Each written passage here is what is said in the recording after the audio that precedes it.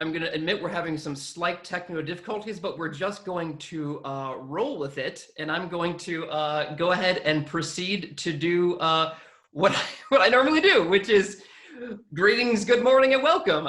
Folks, this is Mind the Moment, our coffee house in the cloud, a place where we invite everybody to come together, build community, get centered, and enjoy the fullness this present moment has to offer. All right, so it is August 18th, 2020, which is celebrated in some circles as National Bad Poetry Day. Now, in my opinion, bad poetry deserves to be celebrated, for bad poetry isn't always a bad thing. Author, NPR contributor, and writing teacher Steve Allman, for example, recommends that his students spend time trying to write badly. Allman says, quote, "Nearly all genuinely bad writing arises from a self-conscious desire to write well. When I tell students to write badly," Allman says, "I'm essentially relieving them of the burden of writing well. This causes them to relax, to stop judging their sentences, to surrender to the improvisatory storytelling mode that actually produces the most natural and effective prose." So Allman's approach can't help but remind me of mindfulness practice itself. It is incredibly easy to get caught up in a net of expectations around how we think things ought to be, so much so that we end up behaving rigidly and unwittingly inviting disappointment.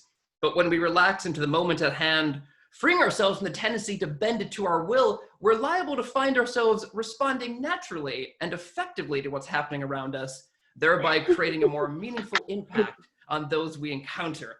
So I'm John Roberts from Harvard Pilgrim Health Care's Mindfulness program, and if this moment is boned with ideas, nerved and blooded with emotions, all held together by the delicate, tough skin of words, then I'm grateful to be minding it with Kell Julliard, Director of Clinical Research at NYU Langone Health and a Senior Facilitator with the Turgar Meditation Community. Good morning to you, Kell. Good morning, John. Great to be with you as always. Thank you for rolling with the punches with this morning. I apologize. We had a little bit of a rough start there, but I think things are going to be good. I feel good about it. In just one moment, I'm going to ask Kell to lead us in a 10-minute guided meditation. Following that, we will take some time for Q&A before wrapping things up just around 9 a.m. Now, if you haven't already done so, please take a moment to open up the chat box, which is accessible at the bottom of your screen. That chat box is your way of letting us know what's on your mind. We'd love to hear from you today. Now, Kell, you mentioned to me earlier a beautiful question that you wanted to ask the viewers to respond to as we're getting started this morning. May I ask you to present that question now? Sure. It's how do you care for yourself in the flow of life? We certainly are working with formal meditation practice, but when you're in the flow of life, what do you do to care for yourself? And we'd love to hear your responses in the chat box. Oh, that's great. So we can see and read some options that people are sharing. All right, so while folks are typing, please know how grateful we are to you for tuning in and taking the time to be with us this morning and with each other. Please keep in mind that only Kell and I will be able to see anything that you type, and if we don't read your particular question or comment out loud, rest assured that we do read and appreciate them all. Before we close, I will point out some other ways for you to stay in touch with us as well. All right, so got some folks chiming in here. Somebody says, I spend time in nature. Somebody mentions self-Reiki. Somebody says they make time for yoga, scheduling time to meet my sister for dinners once a month. I find that walking is something that clears my head and gets me out in the fresh air. Somebody else says getting outside and breathing, walking in nature, getting out in nature. There's a lot of the nature. Somebody says they use positive affirmations for various situations. Somebody says afternoon skateboarding at sunset. Wow, that takes me back to my time in Santa Cruz. That's very nice. All right, Kell, I think that's a great range of things right there. So now, when you and I were prepping for this session, you mentioned that your meditation will be based around the idea of establishing, I believe, inherent. Let's see. Well, I shouldn't leap to trying to remember. It's inherent compassion, I believe. It got me really intrigued. So I may just turn it over to you to lead us onward. I'm going to share my screen for a little bit because the practice that we're going to be working with, I call the inherent compassion of breathing. In other words, being able to experience the compassion that is kind of built in to the natural ebb and flow of our breath. So to introduce this practice, I'm going to talk a little bit about self-compassion, because that's what we're really working with today. So I wanted to share a couple of definitions from neuroscience to start out with. How empathy, as they define it, is the ability to feel what someone else is feeling. So empathy, as it stands in that way, is neither positive, negative, nor neutral. It's simply we can tune into what others are feeling and sort of feel it ourselves. Whereas compassion, which they discovered when they began to put people in the brain scanners, is the active wish to relieve someone's suffering. But the action areas of the brain lit up when people were feeling compassionate, very different from the areas that lit up when they were feeling empathy. Now, self-compassion is something that many of us actually struggle with, or that doesn't maybe come naturally to us. And I've put up on the screen some of the typical misgivings that we have about self-compassion. That it might be just a pity party, that it's for wimps, that it's too selfish and self-focused, that if I'm self-compassionate, I'll just excuse my bad behavior, or I won't succeed. I need to be self-critical to succeed. I'll lose my self-competitive edge if I'm self-compassionate. So you can just see if any of these resonate with you. I know for most of us, at least one of them will ring a bell. The good news is actually that research has shown all of these to be myths that just aren't true. Self-compassion is actually an antidote for self-pity. Self-compassionate people, it turns out, cope better with tough situations, with challenges, than people who aren't self-compassionate. Self-compassionate people give more to others, so it doesn't seem to be leading to a more selfish point of view. And they take greater personal responsibility and are more likely to apologize if they're self-compassionate. Likewise, self-criticism might undermine the self-confidence and lead to fear of failure. And it actually, in terms of self-compassion, motivates us to reach our goals because we want to reach them, because we care about ourselves. So hopefully this is helpful in kind of getting us all in a self-compassionate frame of mind. Moving in that direction, I want to talk about the two sort of aspects of self-compassion, the being and the doing aspects.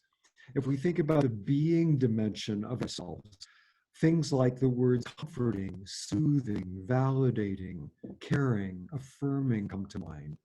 Whereas in the more doing aspects of compassion, it's more about protecting, providing, motivating, guiding, helping. So I'd like you to just look at these words on the screen and think, which one of these do I really need in my life right now? Which one of these calls out to me saying, wow, yeah, that's what I want to give myself or want somebody else to give me right now. So just take a moment to feel these words and see if any of them resonate for you.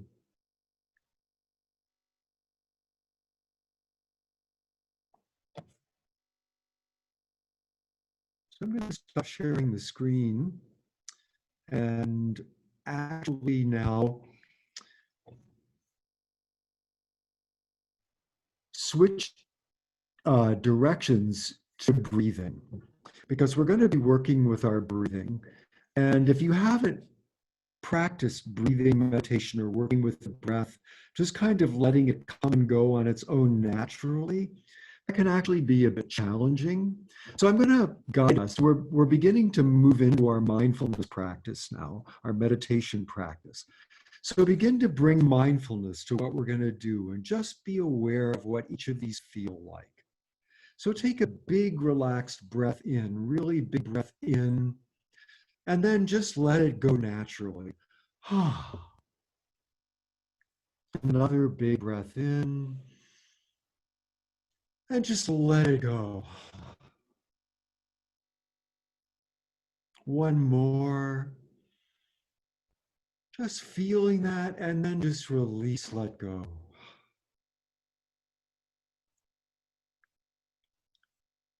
Now we're going to kind of reverse this. Again, take a big breath in and now breathe out intentionally. Keep breathing out.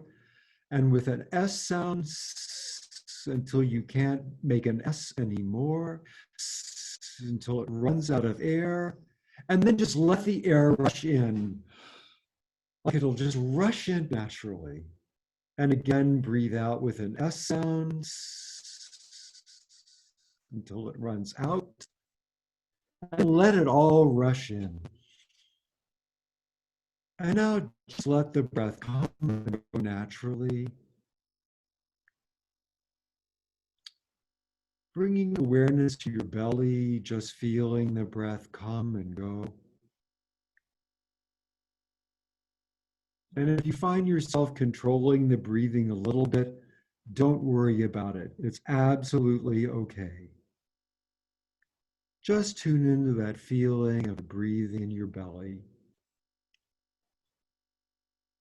And how it's kind of a natural massage. It actually just feels good to let the breath come and go, feeling its movement. Now moving to the rib cage, feeling it expand and contract. Again, just letting the breath come and go naturally. And if you're needing to control it a little bit, that's fine too.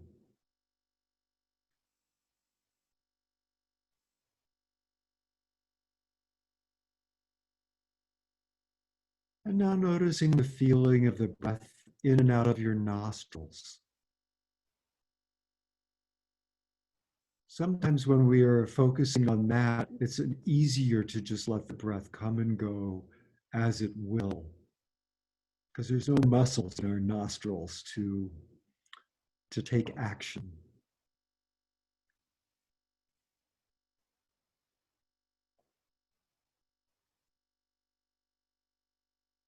So now I'd like you to imagine a friend, a loved one, somebody who really wants the best for you. And just call them to mind, recognizing that they want you to be safe and healthy and happy. And to see, calling that person up into your mind. If you can imagine that flow of warmth and kindness and caring, it's just kind of coming to you as a part of who they are.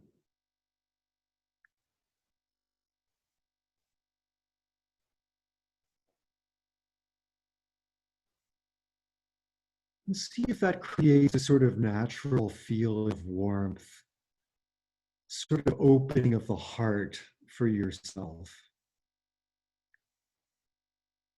Just check in with your body and see if anything shifts in a way of just feeling good in some way, to feel that warmth coming toward you.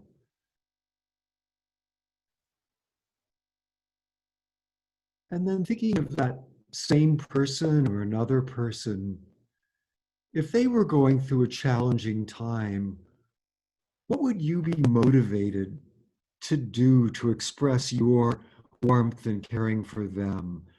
Would you want to give them a hug? Say some words of affirmation? Just kind of imagine yourself giving them whatever comes naturally to you to express that caring that you have for that person. Telling them you love them, that you care about them, that you want the best for them.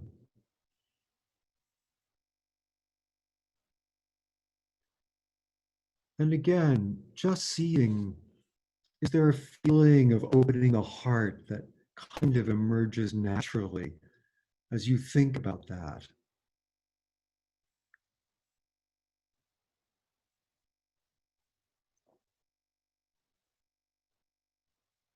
And now bringing this back home to us and remembering whatever word came up for you in that list that I showed you, whether it was soothing or protecting or validating or guiding, whatever that word was. See if you can offer that to yourself in this moment. May I have relaxation and safety, health, success, whichever word resonated for you. You might put a hand on your heart and see if that creates and enhances a feeling of warmth. Or if you're not that kind of touchy-feely person, maybe some words to yourself of, may I genuinely be happy.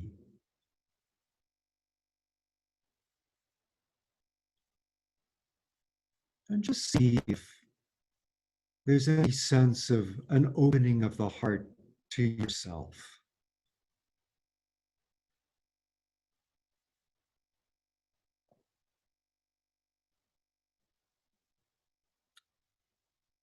And now take a big breath in with a sense of energizing and nourishing ourselves.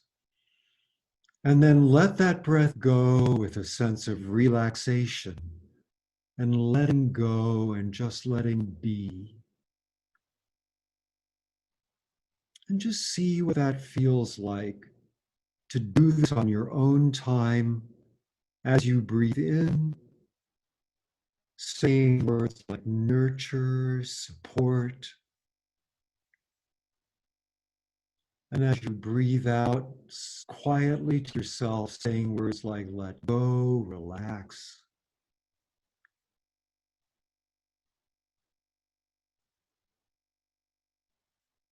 Just following the rhythm of your own breath. Noticing this inherent energizing that happens as you breathe in, and that automatic, inherent, built-in release and letting go as you breathe out.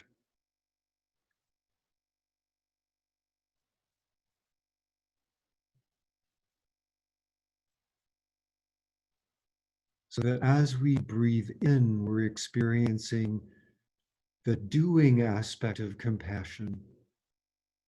And as we breathe out, we experience the being aspect of self-compassion.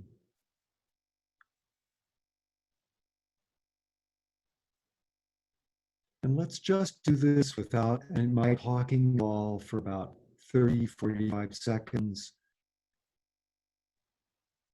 Just to experience that in silence.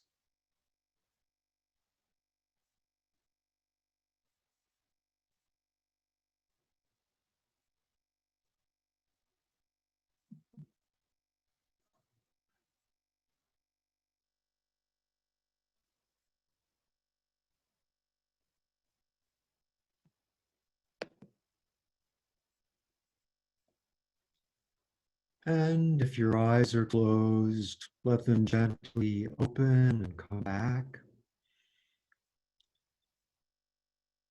Part of the reason I asked the question about how you care for yourself in the flow of life is that in a single breath, in a challenging situation, you can bring compassion to yourself.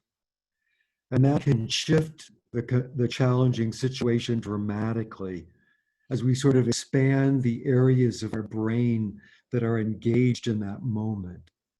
So this practice of the inherent compassion of breathing can be done as a single breath and bring benefit to your life in the flow of life. So Don, I'm going to turn it back to you. Thank you so much, Kell. I guess I also wanted to mention to folks that Kell was good enough to actually join us while he's on vacation on a farm somewhere in West Virginia right now, I believe. This is only to say if anyone's experiencing any of a little bit of a tiny sketchiness in the connection that is going to be the reason. But again, thank you for taking the time, Kell. So, and I want folks to make sure they feel very encouraged to ask Kell any questions that they have, either for him in general or based on the practice that we just did. But while folks are thinking and typing, Kell, I want to ask you a question of my own. So this focus on compassion this morning got me thinking about something. As you probably know, research has shown that one of the reasons social media can feel so addictive to us is because receiving praise, likes or followers or positive comments releases these dopamine hits in our brain, making us feel good and pushing us to continue chasing down more likes, more followers, more comments. Now, I'm pretty good personally at keeping my social media use under control, but I'm noticing in myself a related tendency in which I seek out news stories about public figures or politicians whose views I disagree with. And then when I read about how those disagreeable views are being trashed by commentators, I get that same sort of dopamine rush of pleasure at these figures' perceived failings, which causes me to just want to, scroll more and see more of that. So I'm wondering, is there a mindful way to keep myself from feeling good when people who I think are being bad get called out? Is that the opposite? I mean, is there a compassionate response to that? Is it even a totally bad thing to feel a little bit good when bad things happen to people who are doing bad things? So I'm not sure if that's a complicated compassion question or not, but... Yeah, you could probably actually take a weekend to explore that in a really deep way. But what I will say on that is it's normal, of course, to feel a sort of Schadenfreude, that shadow joy that the Germans have a word for, when bad things happen to people we don't like. So that's normal, and we shouldn't beat up on ourselves about it. The only problem is we all do unskillful things and sometimes act out of our worst natures. So it actually applies to all of us. And the wiser we get, the more we realize that when we do bad things, it circles back eventually to bite us in the butt. So when people are doing really, really bad things, that means that really, really bad things are going to come back to them in some way. And then the recognition of that can actually create compassion, because we're actually all in the same boat with this. And what I find the most helpful thing to do is to recognize when I've done something really hurtful, that I did that because I thought it was going to make me happy and it was going to make me or somebody I love safer. So that all of those hurtful things people are actually doing because they think it's going to help them in some way. And how tragic is that? So that doesn't mean we become doormats. Self-compassion or compassion in general doesn't make us doormats, because compassion has to be paired with wisdom. And sometimes it's very important to take very vigorous action to prevent people from doing bad things. In fact, we should all be working as hard as we can in this world today. So that doesn't disempower us in any way. But the understanding that this gives us of other people and why they're acting that way can shift the whole perspective. It's actually quite a tragic thing to watch somebody creating misfortune for themselves in that way. So anyway, that's my sort of take. Well, thank you, Kell. That's very helpful. Thank you. So a lot of people are chiming in here. This is somebody is asking how can they learn more about the type of meditation that you led us in today if they want to explore further on their own. So, there are lots of wonderful YouTube videos on self-compassion and compassion. And I would say in 6 weeks to 2 months, I'll be putting this practice out on YouTube as my plan. So you can look for that in a while. But certainly the Joy of Living program that is in the meditation community that I teach for is online. There's an Opening the Heart course that you could take, but many meditation communities have courses in compassion meditation. And I'd strongly recommend availing yourself of some app, the 10% Happier app, um, Headspace. Many apps have wonderful self-compassion and compassion training. So there's lots of resources out there. That's great. And Kel, we'll post, we can post this to our Facebook page, some of this information you're talking about. But if folks want to know where they can find videos that you've done on your, do you have a URL for their YouTube page or a way they can search for you? Should we just search Kell Julliard on? Yeah, right now you'll just hear organ music because I play organ. And I think there might be a couple of mindfulness things on there. But I really want to address this question: what do I do when I'm offering myself compassion but don't actually feel it? Does it still work or count? Absolutely, it does. My teacher, Mingya Rinpoche, talks about 0% compassion or 0% meditation, that the intention to cultivate self-compassion or compassion is so important. And that's the foundation of everything. And by opening up this space, not beating up on yourself, but just with mindfulness, noticing what arises when I intend to practice self-compassion.